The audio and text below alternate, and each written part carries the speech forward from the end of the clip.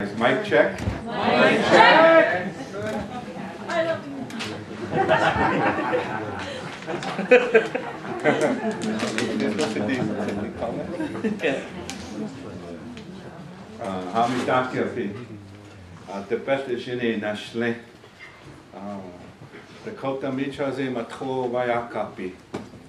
There's a word that we say when we talk about these topics, and it was really good to hear one of our brothers here, our uncles, lead off this presentation with the Thanksgiving address of the Haudenosaunee Confederacy, the peoples.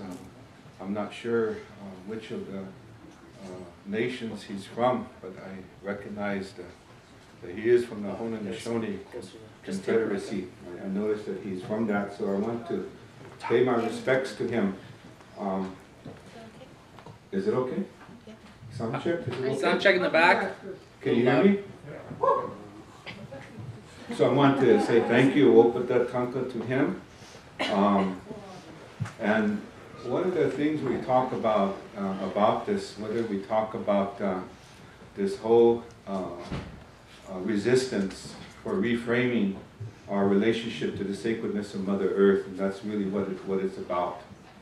And that's what I've been looking at within the messages that are coming out with Occupy Wall Street movement. And we say, Inamaka Michoni Makuth, Mother Earth gives us life. And I come from Minnesota on both Dene, or Navajo, Dene, and Dakota. And it's really good to be here once again, and thank you for all the organizers who made this possible. And thank you for the presentation of our sister here and Anishinaabe, our nation. And thank you for the other Native Indigenous peoples who are here. Thank you for the chief who brought us coffee at the table.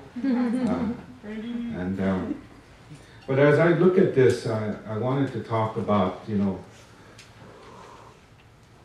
where do we go from here? And it's very important to have this context of protocol.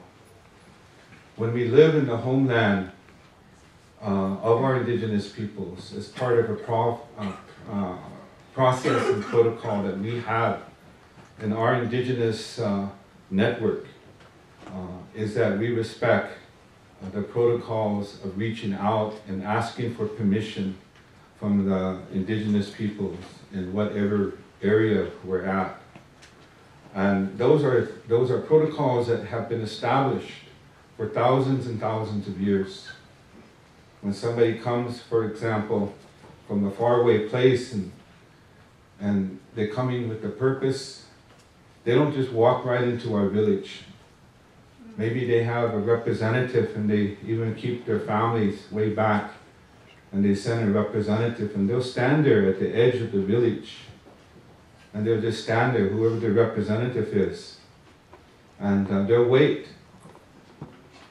And then that visualization, imagine that. And in the village, we have some people who protect our village, because everyone has a place in our structure, in our society. Everyone has an important role. No one's left out. So there's people that have a responsibility to keep watch on your village. So they already noticed that people are coming, even before they send a representative to stand right there where they're visible. And now we have a person standing there, and we know that they want to come in for some reason. But we may have other agenda items that we're working on at the time. We already made plans for the day. We made plans for that night, the next day.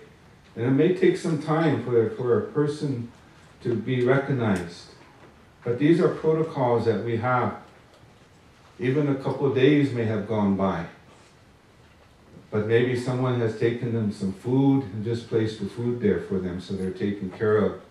maybe some extra hide if it's cool. So we do respect our visitors.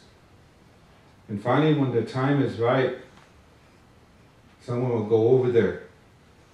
And someone that can translate too. They may not speak the same language, but we have mechanisms for communication. So with that, they go over and ask, why are you here? And they will say why they're here, and then bring them in. So those are protocols on how we communicate to each other as Indigenous peoples here of what our brothers and sisters of the East call Turtle Island. Some of us in the modern terminology, we lump Alaska, Canada, United States as North America. We call it North America. So I was thinking of this protocol because where is our protocol for communication and developing relationships with each other? And as quickly as we try, as we have an agenda here, we try to ask each other, who are you and where you come from? That's the beginning of a protocol. When I come here to Toronto, I met some people who said they didn't use the word settlers, but they said they live here and they're not native. And I said, where do your people come from? And some had to really think. Some had been Ukrainian, descendants of Ukrainian. And so make people think of not only where do you come from, but one of the challenges that we do put out there within our Indigenous Environmental Network and the work that we do is to help humanity, to help the two-legged people, to really reevaluate what your relationship is to the sacredness of the female creative principle of Mother Earth. Very important. And as you occupy Wall Street, I ask you to reflect on a couple messages and demands that have come from Indigenous peoples. One of them is from the American Indian Movement of Denver that put out a message in Occupy Denver. And I recognize that comes from our brothers and sisters who put their minds and their spirit, their thought together. And I also recognize one of our brothers that we network with all the way in Southern California, his Lenape, Delaware. His people are originally out this way. And he's the one that makes us think deep about these things of our relationship as Indigenous peoples, about where are we going, and our own history of understanding colonization, understanding the concepts of decolonization. And he also put out a message as well. But the message overall that I hear consistently from our Indigenous brothers and sisters is that a reminder that you are on the island upon which our Indigenous ancestors lived and thrived for thousands and thousands of years. But that's not in the past tense, like our sister reminded. That's not in the past tense. We're not a distant memory from way long ago. We are thriving. We are developing healthy communities despite all the symptoms of colonization, building upon the resiliency of our people and are using our traditions and language revitalization. But the reminder that we were here first. The Kogi of Colombia, the Indigenous people, they sent a message out back in the early 1990s to the younger brothers, and they called themselves the older brothers. To the younger brothers, meaning the settlers, the colonists who came here. And I remember that because they said that we have to continue to remember our role and our place in our history. So we are your older brothers and we are your older sisters. And there's, for the ones who have immigrated here by choice, are not by choice. And there's nothing you can do about that. So it's very important to have opportunities like this, to have dialogue and communication of the original Aboriginal people, the First Nations of these territories and these lands. But we also have to take a moment to recognize that there are certain demands that we have put forward that are quite consistent. One of those demands that be mindful of how manifest destiny, on how conquests have taken place. And there's been many, not only oral interpretation of that from our peoples, from the East Coast to the West Coast, from Alaska all the way down to the Horn of Argentina, the Western Hemisphere. And that is understanding the concept of colonization and the role of the church and the role of the government, the colonists, and how to utilize the church to justify what they did. So part of this mindfulness of the church documents and a demand that has been put forward is to support the repeal of the papal bull. Repeal the papal bull. Very important. And that actually established a mechanism for right of Christian discovery. We were called pagans. We weren't civilized. And so this was the mechanism that they utilized.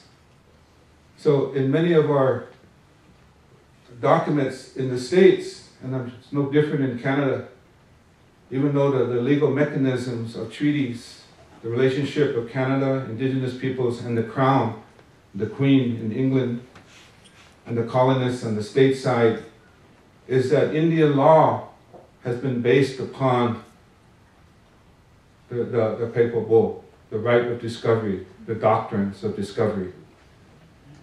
So we have to always be mindful of that as you move forward in demanding a systematic change.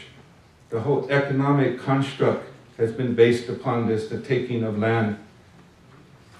The taking of land as well as defining not only land but people as property rights, slavery. Another main demand is from the Occupy movement that came forward from the American Indian movement in Denver, was to support and endorse the right of Indigenous peoples to the international right of self-determination. We are Indigenous, we are international because we are sovereign nations. And we have to believe that. And part of that is supporting the implementation in Canada at every level of government, municipalities, even the work you do, endorse and implement the United Nations Declaration on the Rights of Indigenous Peoples. I was taking notes as I was preparing for my presentation. When they say the system is broken, how many of you believe that the system is broken? My view from the shore is that it was made to be this way. And IEN supports the necessity for civil society, for peoples, our grassroots people of the world, our popular movements, to reclaim their democracy, despite however long that's going to take and whatever process that's going to be. IEN has been participating in social forums, popular movements, and we were part of the planning of the US Social Forum. And we successfully had our second one in Detroit, which was the example of everything that's gone wrong a couple of years ago. but also it's a mechanism to be principled as Indigenous peoples. To ask the serious questions is, how do these social forms, how do they relate to Indigenous peoples? What are their demands as they're moving away from a capitalist system to socialism, for an example? And how does socialism address the rights of Indigenous peoples? These are serious questions that we ask, not only in our network, but with our Indigenous leadership. Because I'm not sitting here as a regular stakeholder. I'm a member of a nation. We are rights holders. We are rights holders. Here in Toronto, many of the people who are here and many other relatives, we are the original peoples. We are the older brothers and older sisters. And there's nothing you can do about that. When I go to Europe, I humble myself. I'm a younger brother. I'm a younger brother when I go to Europe. When I just came back from South Africa in December. I'm a younger brother, and I humble myself. I checked out the Occupy Wall Street website, the unofficial de facto online resource, they say. Because I wanted to learn more. What is this movement about? They say it's people-powered movement, that it has spread now over to 100 cities in the United States. They didn't make any reference to Canada, but it spread to municipalities and cities in Canada, I'm sure. And has done actions up to 1,500 cities globally. I do want to recognize that, and those of you who've been part of the Occupy movement, you know, give yourself some thanks. Give yourself some thanks. Because I'm also saying we need this movement in our Indigenous movements. But it has to be based around principle.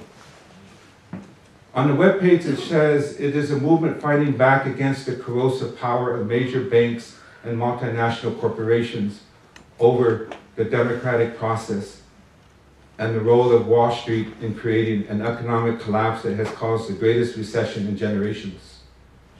The movement aims to fight back against the richest 1% of people that are writing the rules of an unfair global economy that is foreclosing on our future.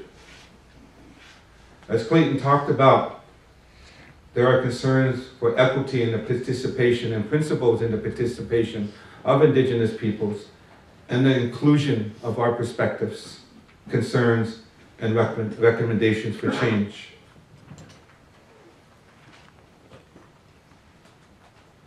I chose to show that small clip of one of our old warriors of the American Indian movement, John Trudell, who lost his companion in the battle and the war against the United States and its colonial practices. When his companion was killed in Nevada, in the homelands of the Niue Sogabia. We have casualties in this war. We have casualties in this war. It is a life and death situation for our Indigenous peoples who speak up on these issues. We cannot do it alone to create change. That's why we do need this Occupy movement, but we need a movement based upon principle. We do have some questions that emerge as we ask about the Occupy movement. Within the principles of solidarity, within the People's Assembly process, what is the process for outreach and inclusion of our Indigenous peoples? And who do you reach out to? Again, we are nations, but also through the process of colonization and the policies of the governments of Canada and the United States, they relocated, some forced relocation of our women, of our men, to the urban areas and the cities. And now we have third generation in some of these urban city areas. Is Occupy a movement or a moment? Is it only a moment in time when people came together to mobilize? Or is it a real movement? I see that Occupy is a tactical frame. 99%, when you lift up the 99%, that's a strategic frame. But part of that strategic frame, who are they? Who are we? And who are they? When we ask the question of take back from what? Take back from whom? Some serious critical questions that have to be asked. Occupy is a popular movement, like I mentioned, and it's diverse. We must be clear on dialogue, protocols for dialogue, and understanding that there is diversity and not be locked into the divisions.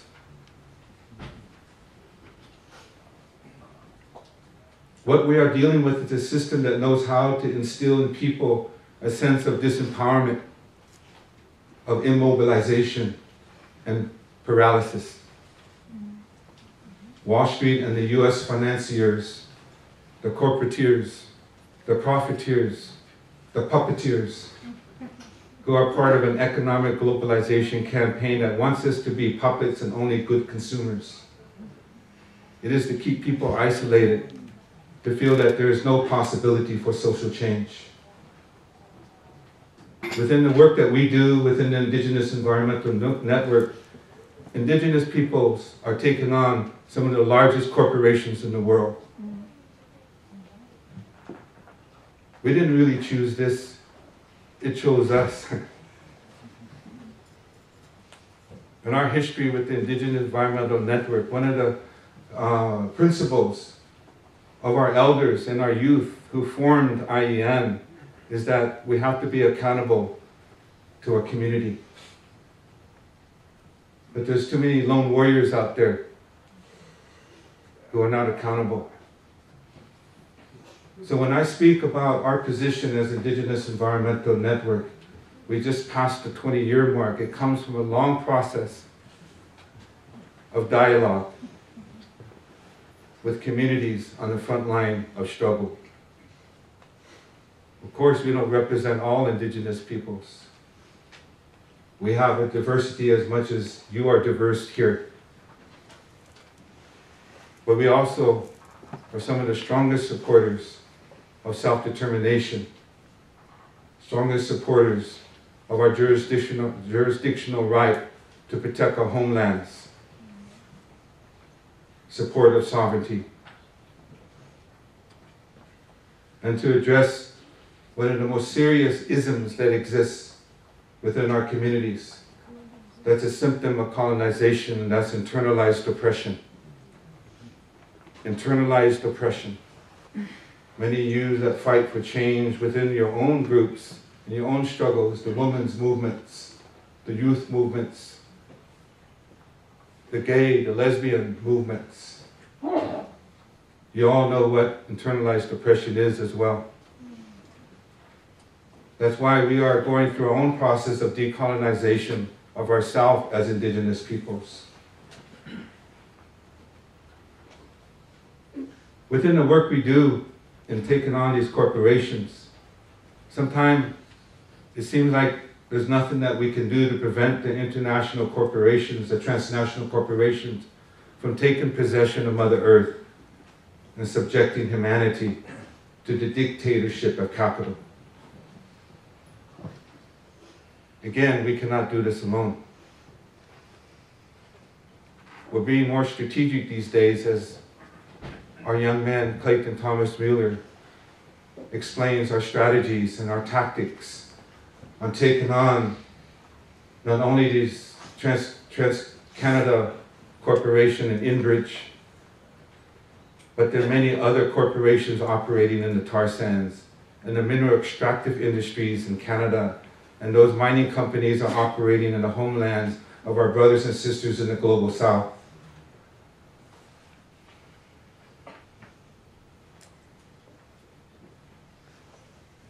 And we know about all the tactics that we're facing and what you are facing and you will face.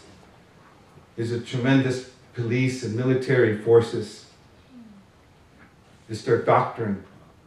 It's their policies that are developed to defend their system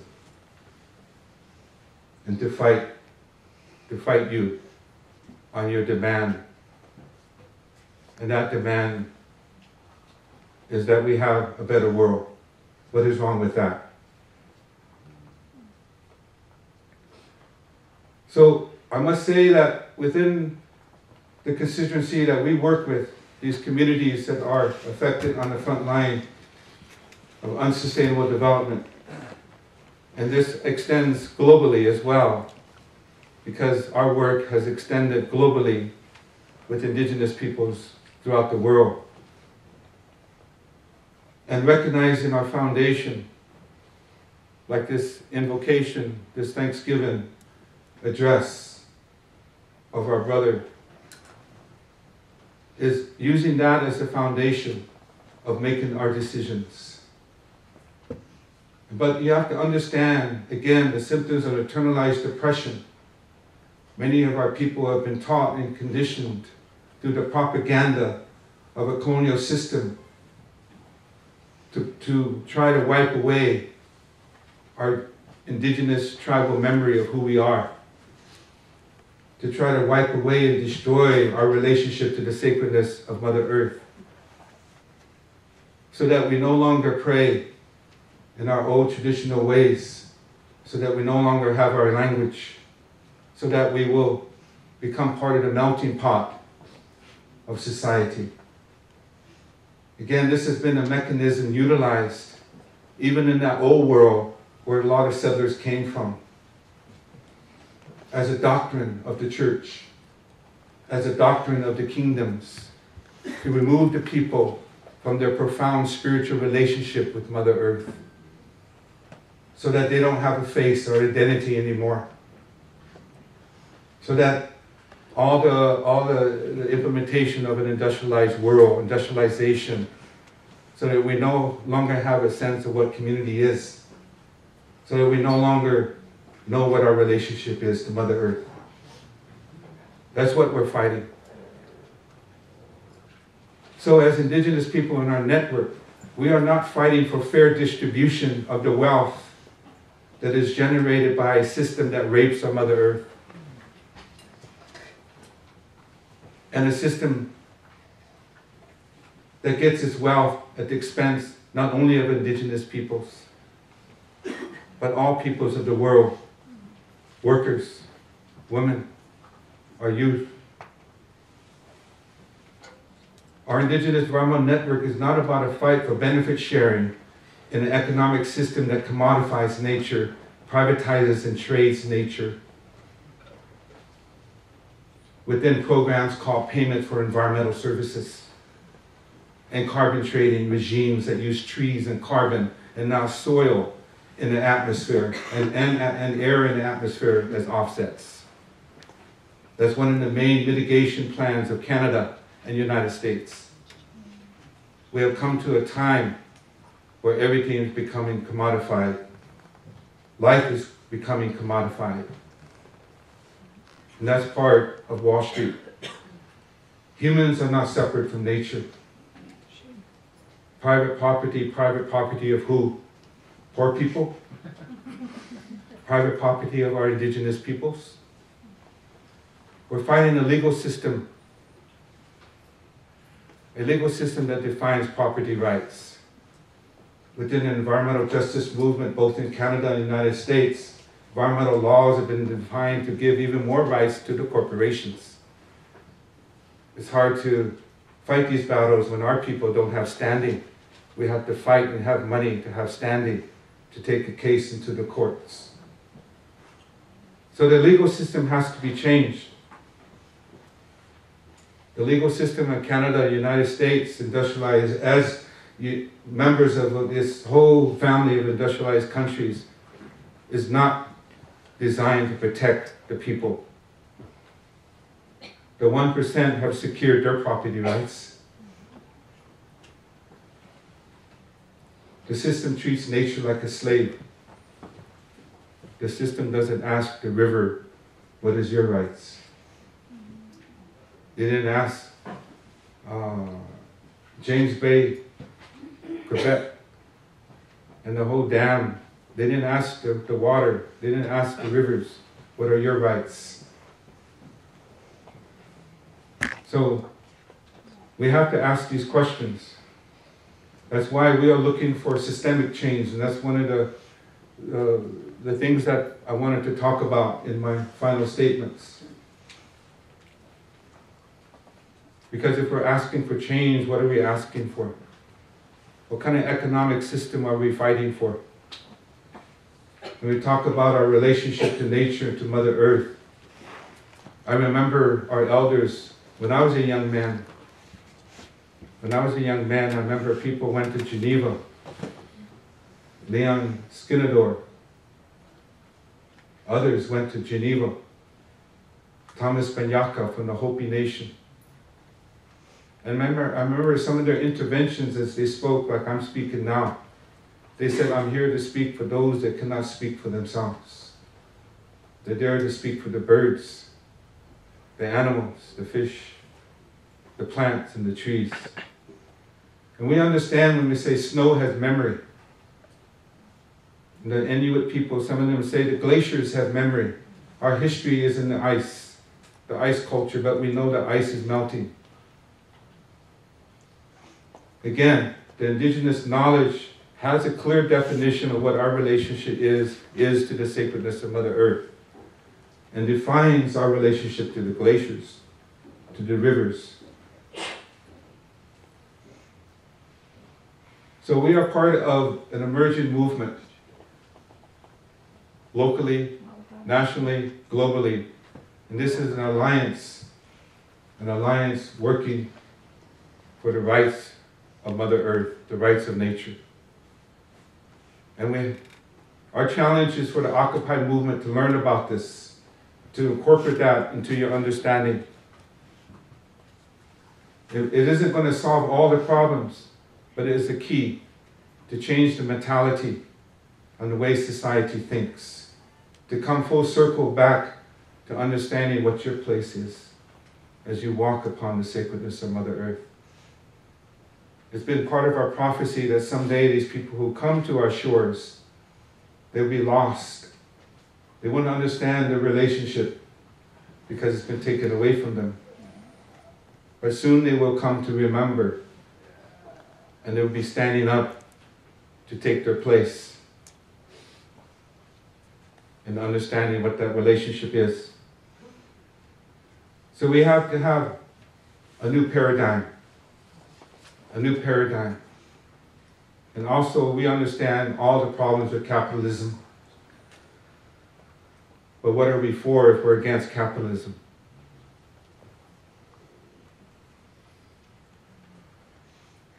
We're starting to look at, again, back to just really quickly, in the work that we're doing in our Native or Indigenous energy and climate campaign, we're taking on some of the largest corporations and some of the richest people on this planet, the oligarchies.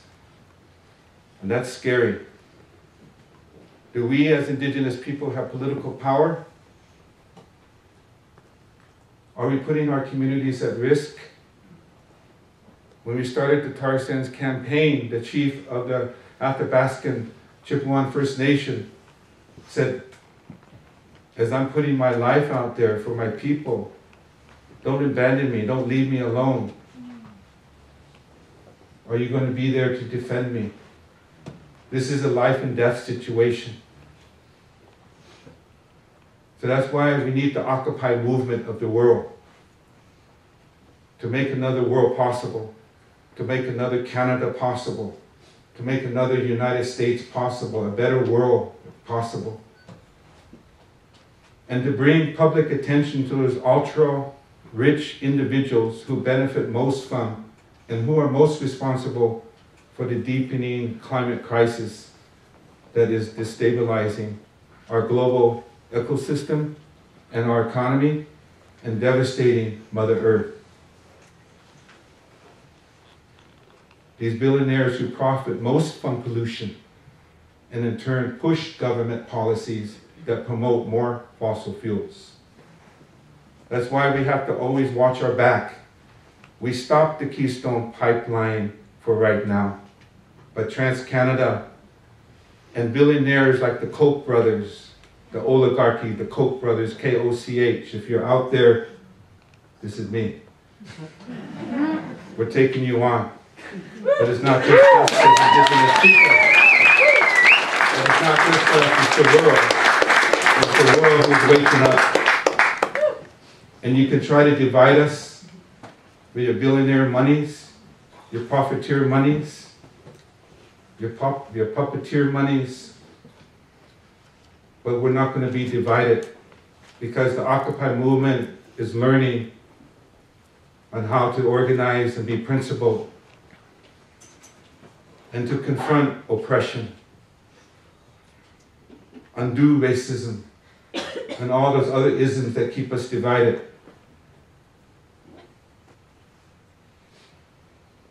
So this is a very important moment here in Toronto. I'm glad to be invited here. There's not many opportunities I can speak along with our young man Clayton. We're so busy that he's speaking here and I'm speaking over there, but this is one of the rare times we spoke together. So I thank you for creating that opportunity. But there are many challenges. But together, we can win. Together, we have to look at what our strategies is, definitely. And we are in an economic and environmental crisis. Mother Earth cannot provide any more of her resources to a capitalist system that is not sustainable. The fish are being depleted from the oceans. We know this, but it seems like they're resisting us. So only by working together can that 99% gain the full measure of justice that we all deserve. And it is true as Indigenous people, as we look and we have asked those questions, where are we in that 99%? Where are we in that 99%? As Clayton said again, when we develop movements, we do organizing, develop campaigns for change, we have to confront, again, those isms that keep us divided and look for true equity and justice for all. We have to do that. We don't have a choice. So with that said, that concludes my few remarks, and this is very important when we're working for Mother Earth.